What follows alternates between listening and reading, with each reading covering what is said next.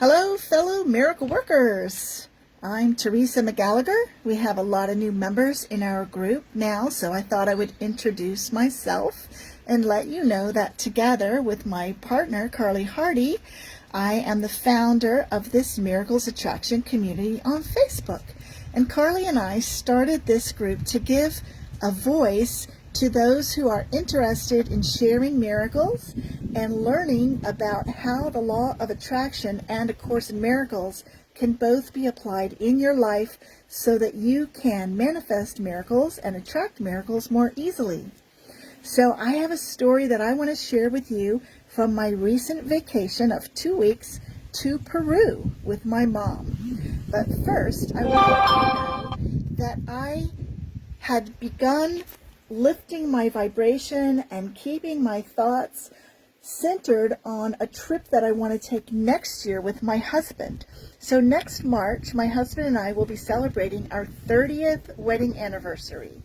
And it has always been my dream since I was a young girl to visit Venice, to go to Venice in Italy on the Simplon Orient Express train, the one from the movies with Agatha Christie. If you don't know, that's an extremely expensive trip. And my husband and I were posted in Europe when we were newlyweds, and we looked into taking the train to Venice, and it was so out of our reach financially that we just put that idea off and decided to do it one day when we had the money. Well, we've been married for 29 years now, and we haven't done that trip yet. So I set it in my mind that we will take the Venice Simplon Orient Express from Paris to Venice next March for our anniversary, to celebrate our 30th wedding anniversary. So I was holding that vision for myself in my mind. And if you've studied Abraham Hicks or Neville Goddard or any of the New Thought teachers from earlier in the century, Florence Scovel Shen, they all teach that the secret to manifestation is the feeling. You have to have the thought, you have to have the idea of what it is you want to manifest in your life. But then, that's just the first step. The second step is you have to be able to tune into the feeling of what it will be like for you when your dream manifests, how it will feel when that miraculous thing happens, and feel that way now. So I had been practicing as an exercise before I went to Peru the feeling of traveling first class, traveling in luxury, traveling in style to Venice with my husband. And I had got to the point where I could tap into that feeling, picture myself flying first class, and get into that state pretty quickly. But here's what happened next.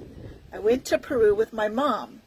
Now, I did want to go see Machu Picchu. That has also been on my bucket list. But this trip, this particular tour that I went on, was selected by my mom, who is a kind of a FOMO traveler. She likes to pack everything in that she can. She doesn't want to miss out on anything. And so this trip that she selected was go, go, go for 2 solid weeks. It was not a vacation. It was a package tour with 20 some other people, and every day we were in a different location and a different hotel, which meant that every night we had to pack our bags up, put them out by the hotel door 6 or 7 o'clock early the next morning. Sometimes we were leaving at 5 or 5:30, getting up at 4:30 in the morning to go on to our next destination. So we were all over the country. We were traveling by bus, we were traveling by train, we were traveling by plane, and I was starting to lose track of my belongings, lose track of what day it was, lose track of where I was. It was such a blur, so fast-paced. So we had a wonderful time. The hotels were amazing. The food was first class, totally gourmet, everything first quality. But I was exhausted. And I was not enjoying the trip. On top of the fast pace, the people that were in this tour group with us were not people that I ever would have chosen to spend 2 weeks with. We didn't have anything in common. Many of them were people who had no real interest in foreign cultures or foreign languages or how people lived in other countries. They really just wanted to go get their picture taken in front of some monument so they could tell all their friends at home that they had been there. So as we were traveling for 2 weeks through Peru, I started to feel my vibration lower. I started to feel tired, discouraged, and I started to have very judgmental thoughts about all the other people in the group with me, in particular my mom, who I was sharing a room with for 2 weeks. And then I noticed that I wasn't really enjoying the trip because I was allowing my mind to focus on these negative thoughts and these judgments about other people. And I know from experience that my perception creates my reality. That if I'm thinking and focusing on certain kinds of thoughts, that is the experience that I'm going to have. And I knew I needed to change that as soon as possible if I was going to enjoy the rest of the trip. So here's what happened next, and this is when I had a miracle. I decided I was going to bless everybody on the trip, bless my mom, have thankful thoughts, high-level thoughts of appreciation, and I was going to return to my practice of thinking of myself traveling to Europe, flying first class with my husband for that trip to Venice. I put my attention there on that thought. I am traveling in style and luxury. What happened next?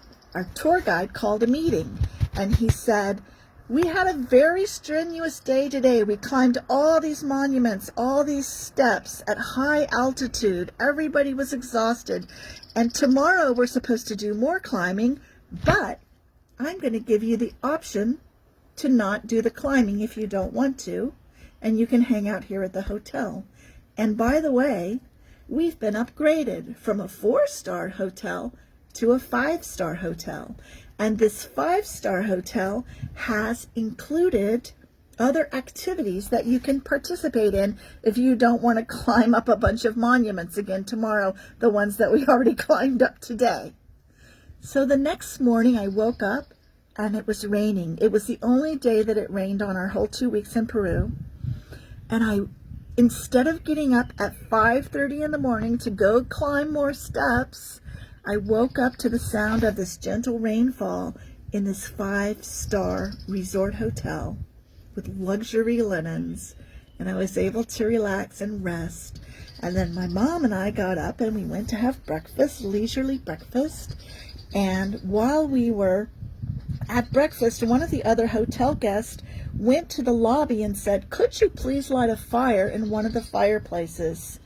And the front desk sent some people to light a fire, so we took our coffee over to sit by the fire with the rain falling and beautiful views outside the windows. And that hotel guest said, I had this fire lit just for you, and then he left. So my mom and I had the little space all to ourselves, this cozy space by the fireplace with our coffee, relaxing in a 5-star resort. And I was in heaven. I was like, now this is a vacation. This is what I would sign up for, not this grueling schlepping from hotel to hotel with all of our bags in tow, getting on and off the bus, on and off the train, in and out of a different hotel room every night. Like, this is really enjoyable. So here's the recap of my story. I decided what I wanted, which was some rest and relaxation in first-class style. I felt myself in the energy of traveling luxuriously, and then everything on our tour shifted to accommodate my vision. So instead of having to get up at 5:30 in the morning and go climb more steps and be exhausted and drag our bags everywhere, the tour guide said, oh, we're now staying at a 5-star resort. We're now sleeping in the morning. The resort has other activities that you can do instead of the arduous ones that I had planned for you. And my mom and I went on a walk. So one of the activities that this hotel had was a walk through the property grounds to see all the orchids. I did not know this, but Peru has more varieties of orchids than any other country on the planet, and they had them all on the grounds of this hotel. And it stopped raining after we had our coffee by the fireplace, just in time for us to go on the 10 o'clock orchid walk with a private guide through the hotel grounds to see the tea plantation, and it didn't cost anything extra, and it was just delightful. So I'm telling you this story because I want you to know that miracles are possible, and they can happen like that in a heartbeat. When you have your mind aligned with the divine, when you are not judging others or judging the situation or making things wrong or resisting things, but instead you are tuned into your heart's desire, and you feel the feeling of what it would be like to have that desire realized, made real for you, everything can shift energetically so quickly. That is what happened to me. I saw it with my own eyes. It was amazing, and I encourage you to practice the same thing. So it doesn't matter what your spiritual practice is.